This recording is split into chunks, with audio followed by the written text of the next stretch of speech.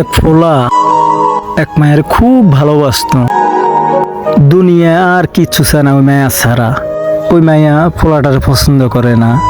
অনেক চেষ্টার পরে ওই মায়া ফোলাটারে বলল, অনেক চেষ্টার পরে মায়াটা সেই ফোলাটারে বলল যে আমি তোমাকে ভালোবাসতে পারি, একটা জিনিস এনে দেওয়া লাগবে। তো ফোলাটা বলল যে দুনিয়ার যেই কোনো জিনিস আমি তোমাকে এনে দিতে রাজি আছি। তো মেয়েটা যখন বলল তোমার মার কলিজাটা এনে আমার হাতে দাও, তো ফোলাটা দৌড়াইতে দৌড়াইতে তার মায়ের কাছে গেল।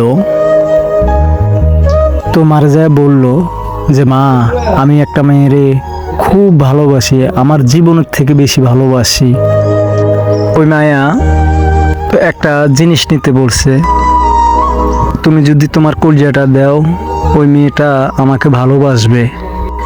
মা তখন কইল, তুই আমার একমাত্র বুকের ধন, তোর সুখের জন্য আমি সব কিছু করতে পারুম। তখন মা বুকটারে ফাইরা ছেলের হাতে কলজাটা দিয়ে দিল।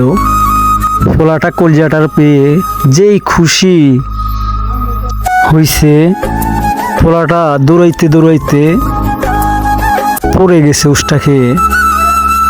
মার কলজাটা দূরে যেয়ে পড়ে গেছে। তো মার কলজাটা উঠে বলল যে বাবা, ব্যথা পাইছস?